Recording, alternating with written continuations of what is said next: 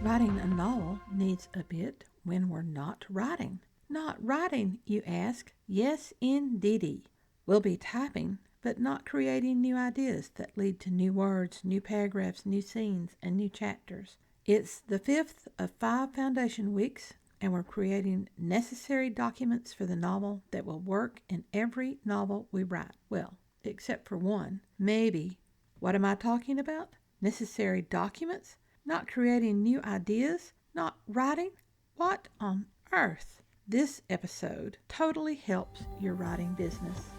Welcome to The Right Focus. We cover productivity, process, craft, and tools. Our podcast episodes last as long as it takes to fix a quick dinner, drive a short commute, or take a brisk walk. All through the summer months, we focus on the craft of writing novels and novellas and epics, from beginning ideas to prepping for publication, week by week by week. Surprise! Our writing this week is not creative, but totally essential. For the last 2 weeks, we have had hard, difficult, painful, angst-ridden scenes to write. Our creative muse may be exhausted. Let's take a creative writing break to get some writing business out of the way. Do this now or do it later. The foundational elements will have to be done. For some people, knowing these elements lurk ahead, the writing slows and can even stop. Others dash on past, then forget something essential. Still others just need a creative writing break. That's me. By doing this now, our brains can't trick us into a work stoppage. What am I nattering on about? Research on manuscript format, paperback, and ebook, which are similar enough to trick you into thinking they're the same. They're not. We spend our first day on research and note-taking on the separate formats. Next, we become familiar with what our writing software can do to make our lives easier. Then we craft the front and back matter, which I store as separate documents.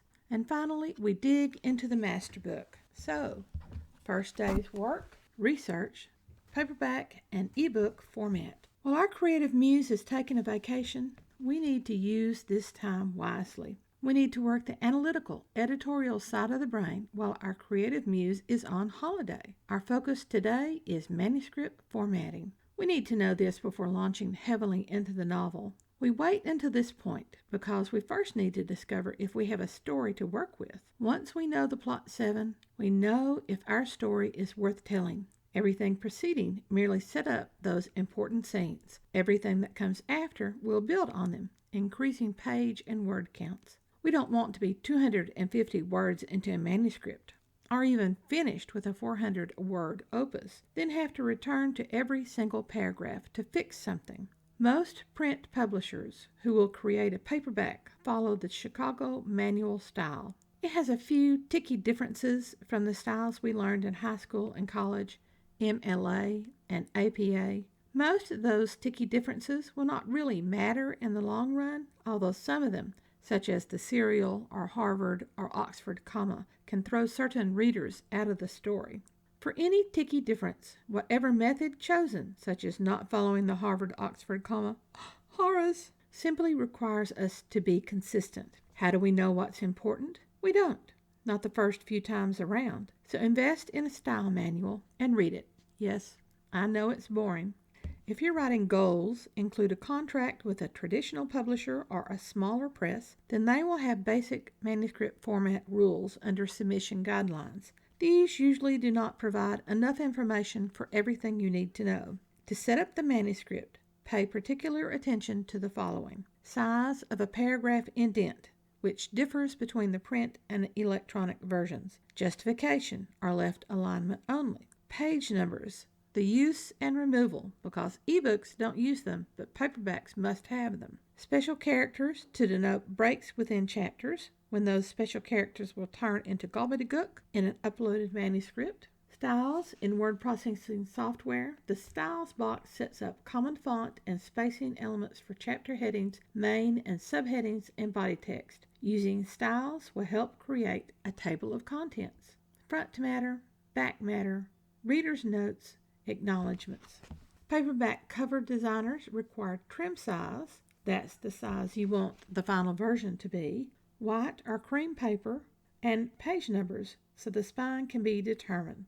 Ebooks don't require this. Always let the software program do its automatics. Automatic text wrapping, for example. We type to the end of a line and the machine automatically drops down to the next line. For any formatting besides what was mentioned above, we need the default settings on the word processing program. 1-inch margins, 8x11 paper, etc. Our job today is to find the manuscript formatting for print and ebook versions. Those will be separate documents. Amazon's Kindle Publishing offers templates that explain paperback formats and the changes necessary to align the manuscript with template requirements. This formatting is pretty universal, similar to Draft to Digital and Smashwords and Kobo, with a few changes. Also investigate the formatting suggestions offered by Writer's Digest magazine. This is standard formatting. When we create a Word document, we should save it as the draft or paperback version, which we can then alter for the ebook version, or vice versa. I personally start with the ebook version because I didn't consider paperback publication when I decided to publish my first book. I went with the largest ebook distributor and read their guidelines. Fortunately, formatting was not as difficult as I thought it would be.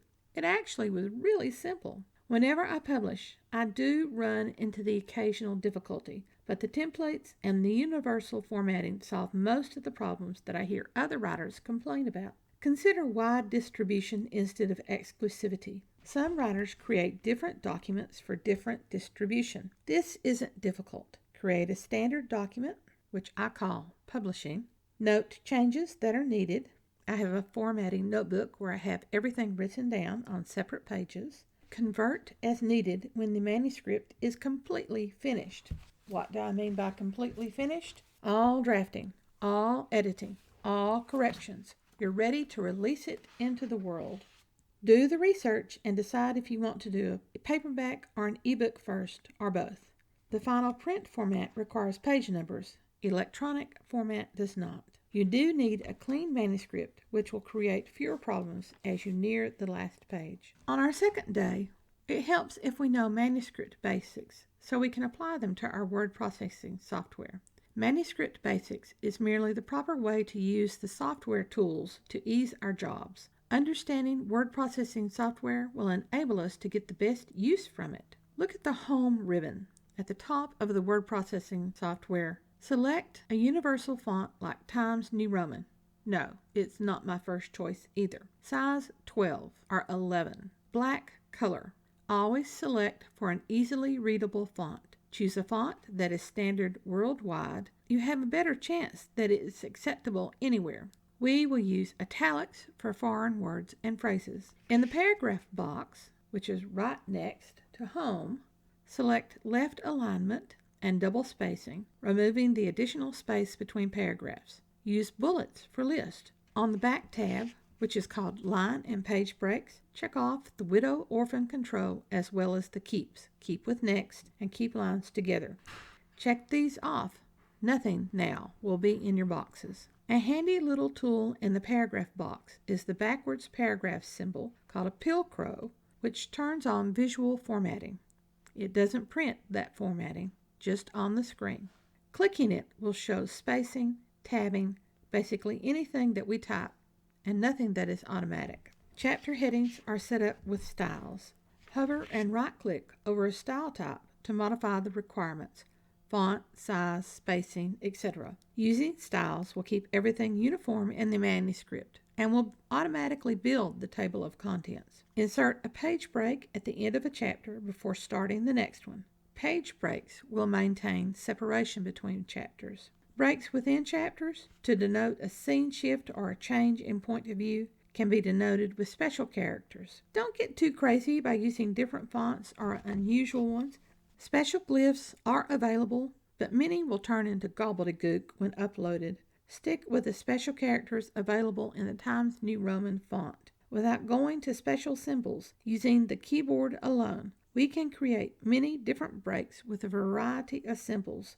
Be consistent within a manuscript. A special area of the Home ribbon is editing, which is usually helpful for finding and replacing words that are misspelled. However, selecting Find will open up a navigation window or pane.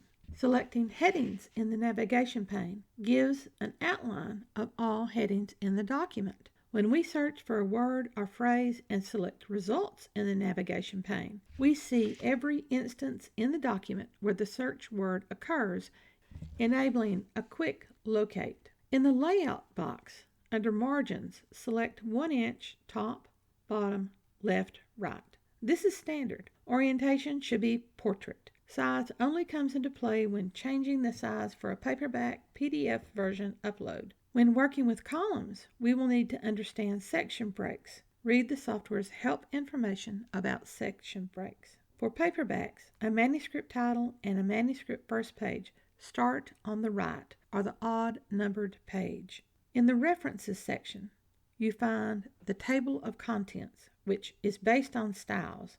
When we select the automatic version, the software program will build the table of contents for us. Always check to see how far the headings will result.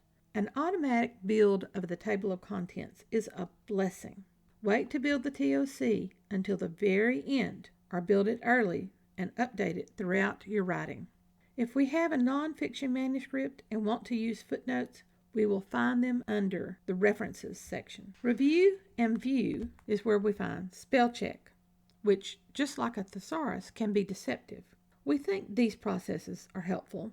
They actually are not. Software does not yet have the ability of fluid thinking, which is holding multiple rules in its head and dealing with the shifts between them. Highlight a certain word in the manuscript, and the software will start reading it aloud. We can also track changes under Review, which is an essential when using an outside editor. I don't use this process, but I don't use a copy editor who marks up an electronic version. When judging between a printout of the manuscript, most people find more errors in the printout as opposed to reading on the computer screen. To use drawing objects, go to View and Show. The ruler and grid lines are essential for placing objects and determining if they are within the proper margins. Under Page Movement at View, select from vertical, the way most software presents pages, or side to side. The latter is helpful when scanning for visual problems, such as drawn objects that are out of position. At the bottom of every screen page should be the page numbers, the location of the page, and the number of words in the document. On the right bottom is the view and a quick zoom. Under File, spend a little time reviewing the tabbed information under Options, which on my computer was hidden at the very bottom. Look at things that will make your life easier. I have the habit of misspelling THED as HTE, as well as other glitches. I can set up options to be helpful. Too much tinkering, however, only creates problems, so judge your changes wisely. No basic keyboard shortcuts. Every time you have to lift your fingers from the keyboard to move the mouse, you lose valuable time. It doesn't matter on one day. That's just seconds. But seconds build into minutes and then into hours. So consider how much time you'll be investing in this manuscript and learn your keyboard shortcuts. Control plus an apostrophe gives an accent mark over the next typed letter, such as an E with a right-leaning asterisk.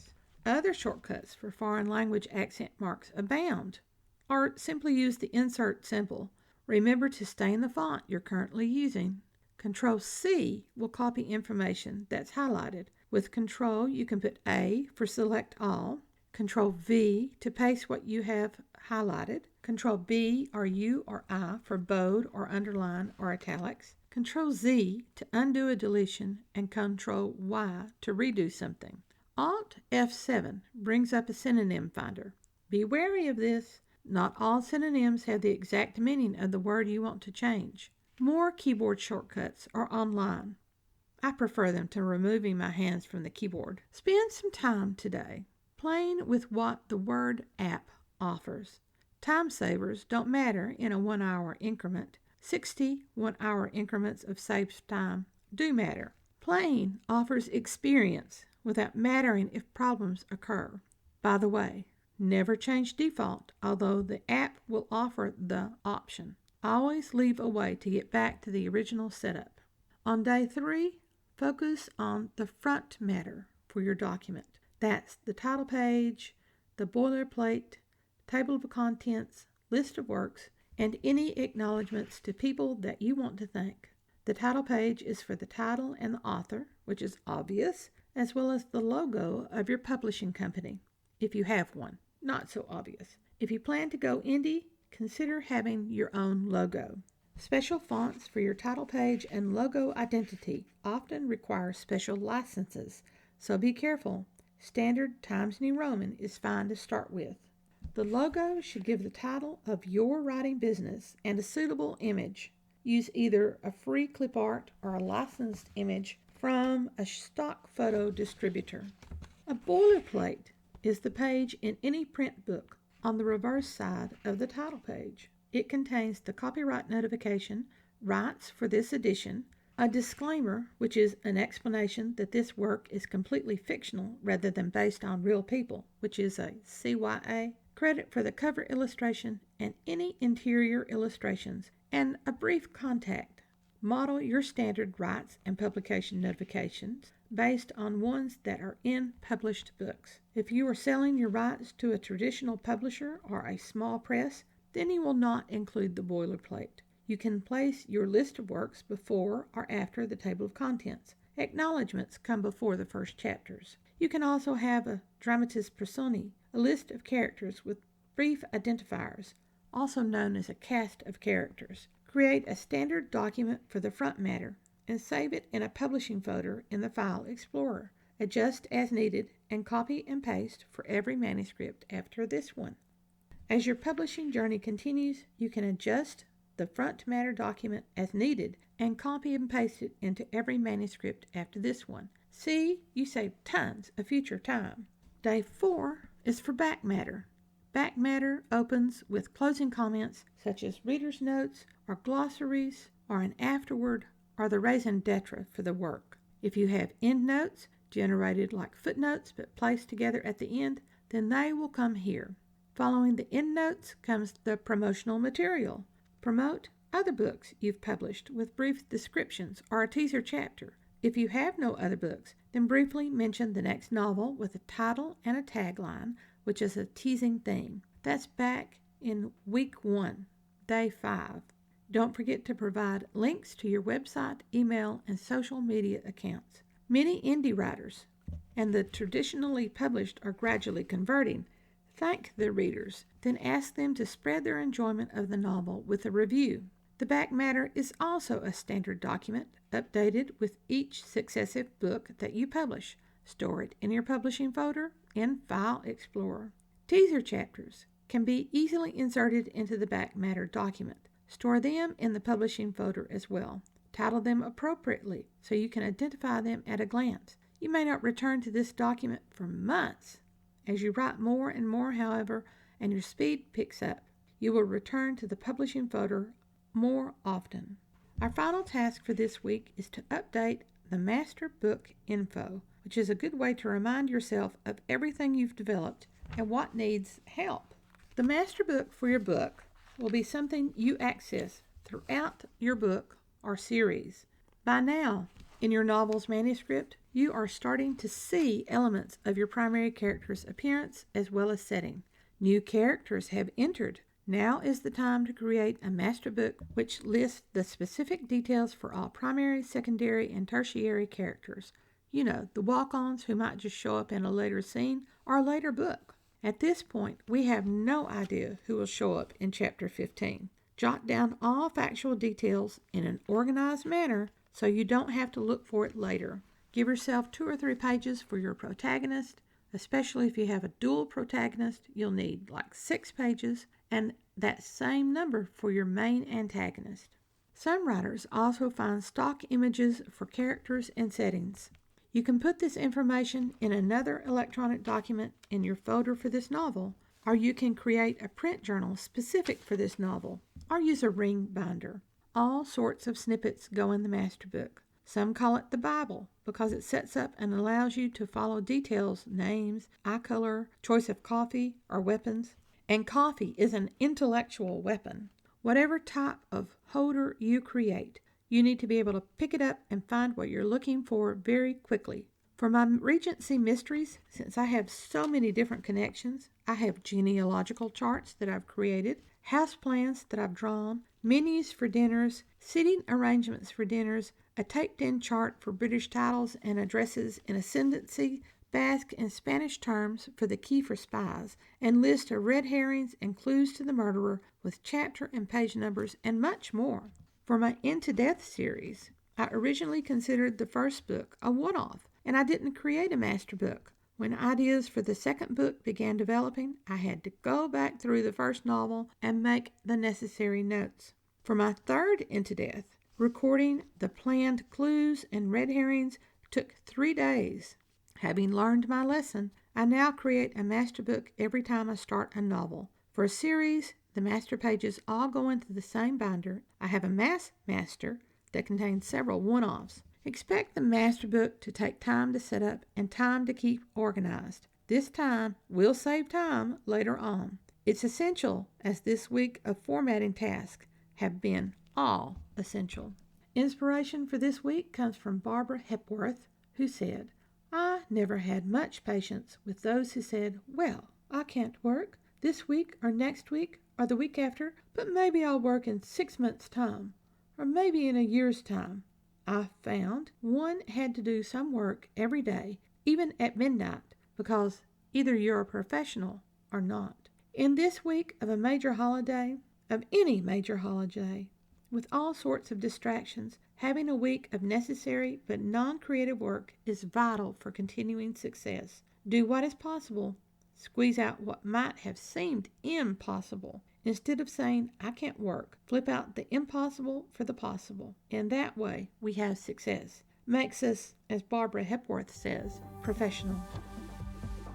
Thanks for listening to The Right Focus, a podcast for writers at all levels, hosted by M.A. Lee with the assistance of Remy Black and Edie Rooms from Writers Inc. Books. All through the summer months, our focus is the craft of writing. We are discovering your novel from beginning idea to prepping for publication. We'll work through the process stages of foundations to story, envisioning the story, analyzing story before, during, and after the draft, harvesting the story through revisions and enhancements, and prepping the story for publication. Many of these preps and guides are useful setups for the National Novel Writing Month in November. That's writing only, no idea work. We can also use this information to solve issues with stories that we've abandoned. All those stories are crying in the wilderness. Time to rescue them with the right focus. Show notes for this and other episodes can be found at therightfocus.blogspot.com. Write to us at winkbooks@aol.com. Remember, whatever occurs, write on.